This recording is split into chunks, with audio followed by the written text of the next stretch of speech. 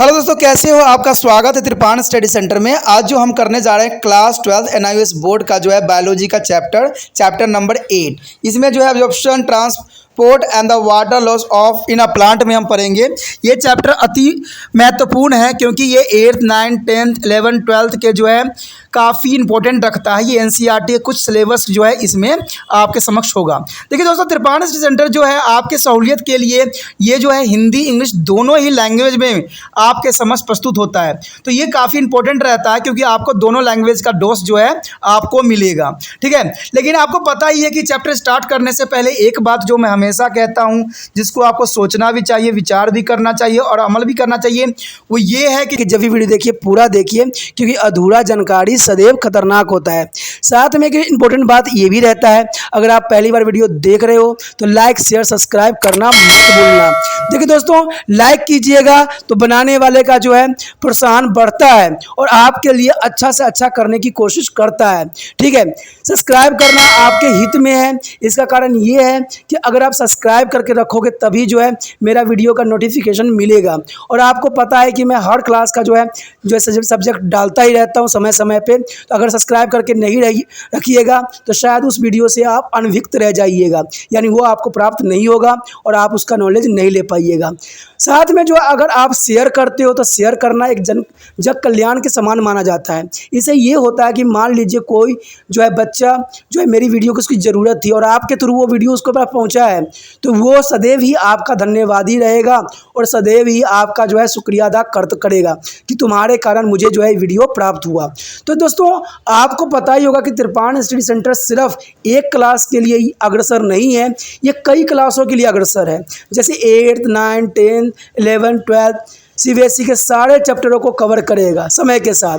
Plus जो है NIOS board का 10th+2 को भी कवर करता है, सभी सब्जेक्टों का। प्लस जो है बीए पंजाब यूनिवर्सिटी का जो है फर्स्ट सेमेस्टर से लेकर 6th सेमेस्टर तक 8 सब्जेक्टों को कवर करता है।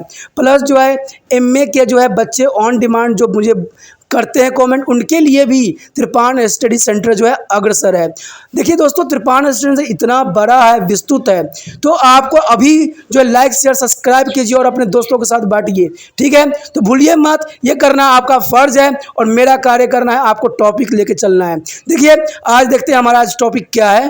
तो our next topic is significance of transpiration. Friend, what do you mean to significance of transpiration?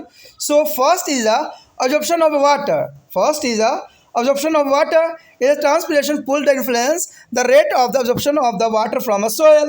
And second, the water movement. The second is a water movement. By transpiration, water move upward and as it pass into the cells vasculars, it make the cell together. They give a form of a shape to be cell and the plant as a whole. And thirdly is a mineral salt transport. The water streams moving upward also carry their dissolving mineral required for the movement of plant. And transpiration also help in the distributing this as a mineral through the out of the plant body. And thirdly is a cooling. The evaporation of water due to transpiration cool the leaves. And fifth is a protection from the heat injury. Some plant like a cactus retain water is reducing transpiration. This save the plant from high temperature and strong sunlight. And next is a transpiration is a necessary evil. Friend, stomata remain to open during the day time from the absorption of the carbon dioxide and release of oxygen from a very important process of photosynthesis. And when the stomata remain to open for this important gases exchange, escape of the water vapor cannot be controlled. Thus, the loss of water is the wasteful process which cannot be avoided because stomata must be remain open to do so. Things more important that is the absorption of carbon dioxide during the daytime for the photosynthesis. It is for that reason that a quartet is 1926 has referred to the transpiration is a necessary of evil. And so next is a factor affecting the stomata's movement. So any condition which causes the directly of the gases will be cause a stomatal movement. The first is increasing solute concentration of gases which will be allowed to endomosis of the water into the guard cells and making them gradient. and second is the light catching the photosynthesis in the guard cell by the chloroplast, and hence the accumulation of the sugar in the guard cells would be increasing concentration of solute in a guard cells. And third, entry of potassium ion from the subsidiary cells into guard cells would be further increasing solute concentration in a guard cell. It is a three factor affecting the stomatal movement is the most important for the exam view. Let's come to the Hindi. देखिए दोस्तों, जैसे कि आपको पता है कि वार्षिक विसर्जन जो होती है बहुत ही महत्वपूर्ण होता है सभी पौधों में, क्योंकि ये जो है काफ़ी इंपॉर्टेंट अपना भूमिका अदा करता है। तो इसमें यही है कि वाष्पीकरण का महत्व क्या है। तो पहली महत्व तो यही होता है कि पानी को अवशोषण में काफ़ी हेल्प करता है। कहते हैं वाष्पीकरण के जो है मिट्टी में पानी के अवशोषण की दर को प्रभावित करता है, जो कि काफ़ी इंपॉर्टेंट रहता है। उसके बाद जल गति के वेग को ये कंट्रोल करता है। कहते हैं वाष्पीकरण द्वारा जो है जल ऊपर की ओर चढ़ता है और कोशिका को रिक्तिकाओं से गुजरता है, जिससे कोशिका स्फीति हो जाती है और ये कोशिकाओं के आकार और प्रकार देता है और एक पौधे के रूप में भी काफ़ी हेल्पफुल रहता है। उसके पश्चात इंपॉर्टेंट बात है खनिज लवणों के परिवहन। कहते हैं जल का धारा ऊपर की ओर बढ़ते हुए गूढ़े खनिज के पौधे के विकास के लिए ले जाती है और वर्षों इन खनिजों के वितरण के संपूर्ण पौधों में भेजने में भी मदद करता है। देखिए दोस्तों, ये जो है जो आपको वर्षों का महत्व बता रहा हूँ ये काफ़ी इंपॉर्टेंट है एग्जाम व्यू से।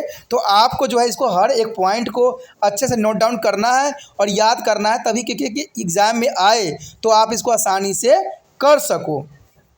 उसके पश्चात चौथा पॉइंट यही कहता है कि ठंडक। देखिए वाष्पीकरण के दौरान पानी के वाष्पीकरण के पत्तियों को काफ़ी कूल बनाता है, ठंडा कर देता है। कहते हैं गर्मी में होने वाली जो क्षति होती है उसको भी यहाँ पर जो है काफ़ी ये बचाव करती है, यानी गर्मी में होने वाली क्षति से बचाव करता है। कुछ पौधों में जैसे जो है कैक्टस वाष्पीकरण को कम करके पानी को संचलित रखता है और पानी पौधों को उच्च तापमान और तीव्र धूप से भी बचाता है, क्योंकि कैक्टस में आप देखोगे कि उसमें लीफ ही नहीं होती है, पूरे पार्ट ही जो होता है उसका बॉडी शेप में रहती है। तो इसको में वाष्पीकरण को जो है प्रभावित करने से रोकता है। रंध्र हमेशा दिन के समय कार्बन डाइऑक्साइड को अवशोषित करने के लिए खुले रहते हैं और एक महत्वपूर्ण प्रक्रिया प्रकाश संश्लेषण के दौरान होती है, वो होती है ऑक्सीजन को छोड़ना, क्योंकि ऑक्सीजन जो है सभी जीव जंतुओं के लिए अत्यंत महत्वपूर्ण रहता है। तो प्रकाश के संश्लेषण में जो है पौधे अपना क्रिया करते हैं, इसमें ऑक्सीजन जो है रिलीज करते हैं। जब रंध्र इस महत्वपूर्ण गैसीय विनिमय के लिए अक्सर खुले रहते हैं और जलवाष्प को बाहर निकालना और नियंत्रण नहीं किया जा सकता, जो कि काफ़ी इम्पोर्टेंट यहाँ रखता है।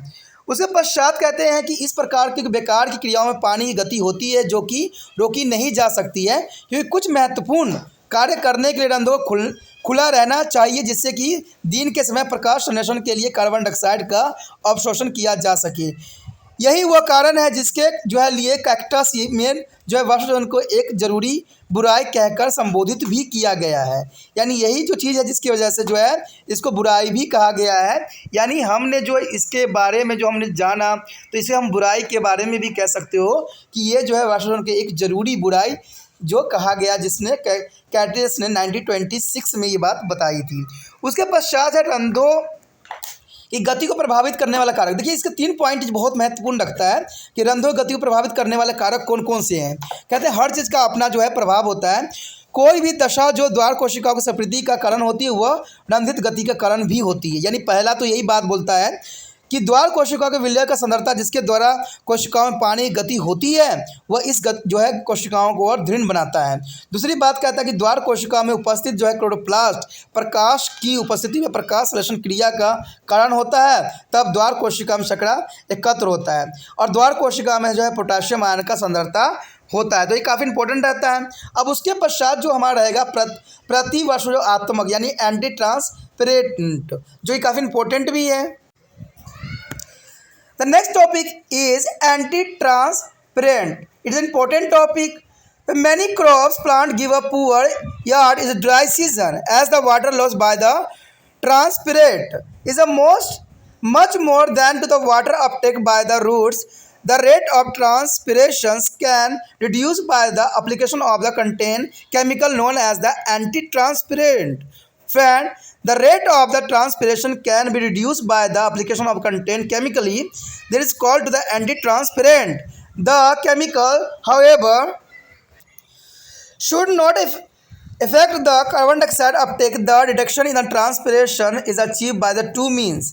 The first is a chemical like a mercury acetate PMA as abscisic acid ABA accuse the patient's closure of stomata, checking transpiration to some extent, and some vaccines is a substance like a silicone emanations from a thin filament over to leaf and cover to stomata without affecting the uptake of carbon dioxide. So guttation is, it is a seen to early morning in the form of water droplet at the margin of tip of leaves of the Heroicias plant.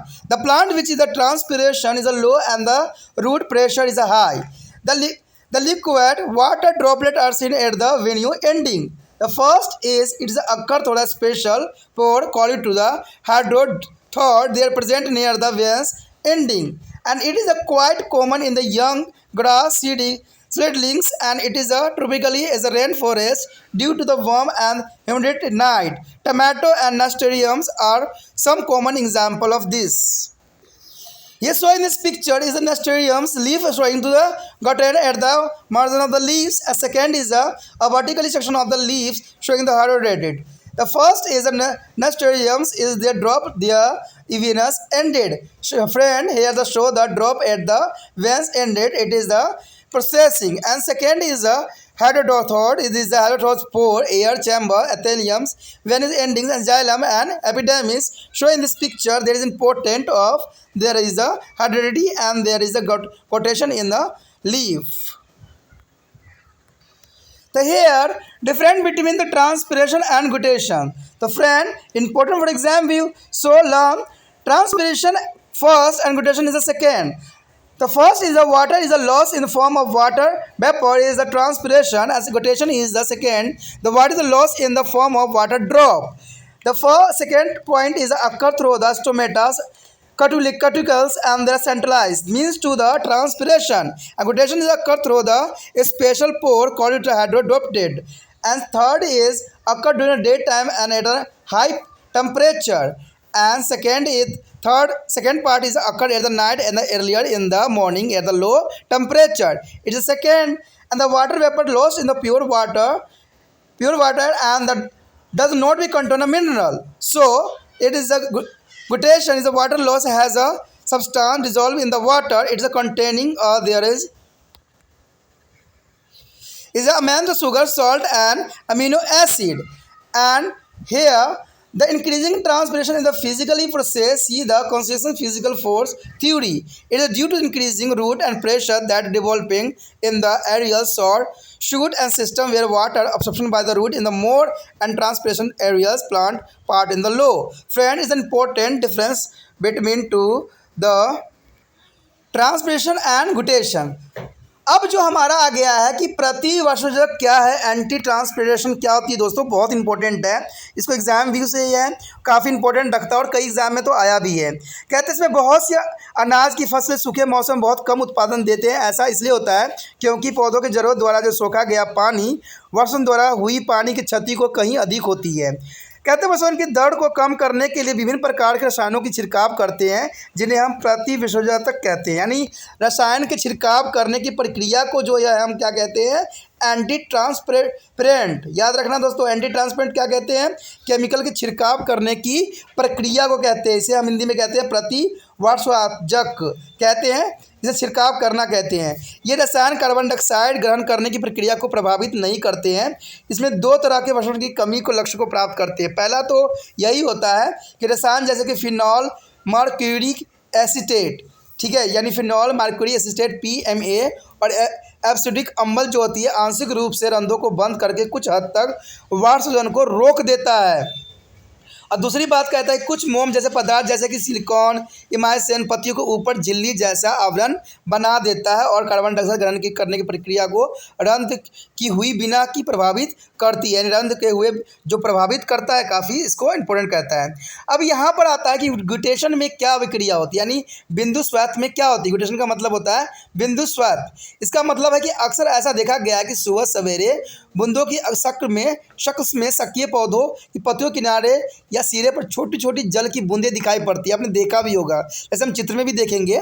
ऐसे पौधों में जिनमें वर्षण की दर कम हो और मूल दाब यानी रूट प्रेशर जो अधिक हो तो ये द्रव्य जल परिषद में अंतिम छोर पर दिखाई देता है, जिसको हम क्या कहते हैं, बिंदु स्वैप। ठीक है, यह विशिष्ट रचना वाले छिद्र जिन्हें हाइड्रोथैड कहते हैं सिराओं के अंतिम छोर पर उपस्थित होते हैं, जिसकी वजह से ऐसा होता है। यह घास की नई नई पौधे में सामान्य पाई जाती है और सदाबहार वर्षा वनों में है, गर्मी और आर्द्र रातों के कारण पाए जाते हैं, और टमाटर और नस्टरसीलम इसके सबसे अच्छा एग्जाम्पल माना जा सकता है। अब यहाँ पर जो है आपके समक्ष डायग्राम प्रस्तुत है। कहते हैं इसमें जो है नाइट्रेसियम की पत्तियों के सिरों में बिंदु स्वाद को दिखाते हुए है, और दूसरा जो है पत्ती को रिवर्स काट में है हाइड्रोथॉड को दर्शाता है। तो इसमें देख सकते हो कि जो है बारिश के जो कहते हैं इसमें जो हुआ है नेस्टेरियस में, वो जो है बिंदु स्वाद यानी न्यूट्रिशन जो है दिख रहा है बूंदों के रूप में। तो ये चीज़ें जो है काफ़ी इंपॉर्टेंट इसको बनाता है। दूसरा जो हमारा समक्ष जो है इसमें आप देखोगे कि हाइड्रोथॉबिट्स जो होती है, जिसमें आपको हाइड्रोथॉबिट छिद्र दिखेगा, वायुकोश दिखेगा, एपिथेलियम, सरांत, जाइलम, वायु त्वचा, तो ये सारी चीज़ें काफ़ी इंपॉर्टेंट अपना रोल निभाता है इसके प्रोसेसिंग में। अब अगला जो पॉइंट है अत्यंत महत्वपूर्ण है एग्जाम व्यू से, कहते हैं वाष्प उत्सर्जन और बिंदु स्वाद में क्या अंतर है। तो ट्रांसपिरेशंस एंड जो है आपका न्यूट्रिशंस में क्या इंपॉर्टेंट न्यूट्रिशन में, तो ये आप याद रखना एग्जाम व्यू से भी इंपॉर्टेंट है कि वाष्प उत्सर्जन और बिंदु स्वाद में क्या अंतर है। तो पहला तो अंतर यही बताता है कि पानी जल वाष्प के रूप में बाहर निकलती है, जबकि दूसरे में क्या होता है, पानी जल के बिंदु के रूप में बाहर निकलती है। कहते हैं पहले वाला में यह प्रक्रिया रंध्रों या विकल्ट के वातरंध्रों में द्वारा होती है, जबकि बिंदु स्वात्र में क्या होती है, यह प्रक्रिया बिंदु छिद्रों में हाइड्रोथॉल्डस द्वारा होती है। और वाष्पोत्सर्जन में जो होती है जल वाष्प जो होती है, यानी वाष्पोत्सर्जन में जो होती है यह दिन के समय और उच्च तापमान पर होता है, जब उच्च दिन में होगा और जब उच्च तापमान होगा। लेकिन बिंदु स्वात जो होती है रात में और कम तापमान पर भी होता है। ठीक है, चौथा पॉइंट यही बताता है कि जब वाष्प शुद्ध जल के रूप में बाहर निकलता है और उसमें कोई भी खनिज नहीं पाया जाता है। देखिए इसमें जो होता है कहते हैं शुद्ध जल के रूप में बाहर निकलता है और कोई तरह का खनिज इसमें उपस्थित नहीं होता। लेकिन बिंदु स्वात में क्या होती है, जल पानी में घुले हुए खनिज पदार्थों के साथ बाहर निकलता है और इसमें नमक और अमीनो एसिड जरूर प्रेजेंट होते हैं, यानी इसमें नमक और अमीनो एसिड पाया जाता है। जबकि इसके फिफ्थ पॉइंट जो है आखिरी पॉइंट है, कहते हैं बढ़ा हुआ वजन का जो है भौतिक अभिक्रिया देखते हैं, जैसे समंजन भौतिक बल सिद्धांत के उपरांत। दूसरा में जो है इसमें यह बताता है बिंदु स्वात में कि यह अभिक्रिया उस बढ़े मूल दाब के कारण होता है जब वायवीय प्रवृत्ति तनन में तन बढ़ता है तथा जब जड़ों के द्वार जल का अवशोषण वायवीय जो अंगों में अवशोषण की अपेक्षा अधिक हो जाती है। तो इस प्रकार जो है काफ़ी इंपॉर्टेंट दोनों रहता है और आपको याद करना भी इंपॉर्टेंट रहता है। इसी के साथ जो है दोस्तों हमारा टॉपिक आज खत्म हो रहा है। ठीक है, अगर आपको अच्छा लगा तो लाइक शेयर सब्सक्राइब जरूर कीजिए। अगर पहली बार अगर आप वीडियो देख रहे हो, पहली बार मेरे चैनल पे आए हो, तो सब्सक्राइब करना आपका फर्ज बन जाता है। सब्सक्राइब करने से ये होगा कि जो भी मैं आप क्लास के रिगार्डिंग कोई भी वीडियो डालूंगा उसका नोटिफिकेशन जो है समय समय पर आपको प्राप्त होता रहेगा। अगर सब्सक्राइब नहीं कीजिएगा, अगर आप दोबारा से त्रिपाण सेंटर पर आने की कोशिश कीजिएगा तो वहां पर आप त्रिपाण लिखिएगा तो जो है वो त्रिपस कर देगा। ठीक है, जो आप गूगल पर सर्च करोगे त्रिपस कर देगा, जिससे वजह से आप जो है मेरे वीडियो का जो है फायदा नहीं उठा पाओगे। तो सोचिए मत, विचार मत कीजिए, सब्सक्राइब कीजिए। आप सोचते होइएगा कि मेरे जो एग्जाम खत्म हो जाने के मेरा क्या जरूरत है त्रिपाण श्री सेंटर से। ठीक है, तो इसलिए सब्सक्राइब नहीं करने का सोचिएगा। लेकिन दोस्तों ऐसा नहीं है, त्रिपाण श्री सेंटर जो है बहुत हेल्पफुल है। क्योंकि ये जो है आपके 8th class 9th 10th 11th 12th जो आर्ट्स के सब्जेक्ट को कवर करता ही है, प्लस जो है ये NIC बोर्ड के जो है 10th +2 को भी कवर करता है। साथ में BA जो है फर्स्ट ईयर से लेकर 6 सेमेस्टर तक बच्चों के लिए ये अग्रसर रहेगा आर्ट्स सब्जेक्ट में। तो सोचिए नहीं, विचार नहीं कीजिए, काफी जो है त्रिपाण श्री सेंटर का फायदा ही फायदा है। ठीक है, अगर आप मुझे प्रोत्साहित करोगे तो आपके लिए मैं तरह तरह के वीडियो बनाऊंगा जो आपको फायदा पहुंचाएगा। एग्जाम के तौर पर मैं आपको जो है पेपर भी आपको सोल्यूशन करके दिखाऊंगा जो आपके लिए फायदेमंद रहेगा। अगर नहीं सब्सक्राइब कीजिएगा, मेरा मनोबल घटेगा, तो हो सकता है कि आपको फिर दोबारा मैं नया वीडियो बनाऊं और आपको फायदा ना पहुंचाऊं। तो अभी भी नहीं सोचिए, मेरा जितना आप फैलाइएगा, जितने दूसरे बच्चों के साथ शेयर कीजिएगा, उतना जो है मैं आपके लिए कार्य करने में अग्रसर रहूंगा। ठीक है दोस्तों, इसे सोचिए मत, विचार मत कीजिए, अभी सब्सक्राइब कीजिए और अपने व्हाट्सएप स्टेटस पे लगाइए और दूसरे बच्चों के साथ भी शेयर कीजिए। ठीक है दोस्तों, अपना ध्यान रखना। बाय।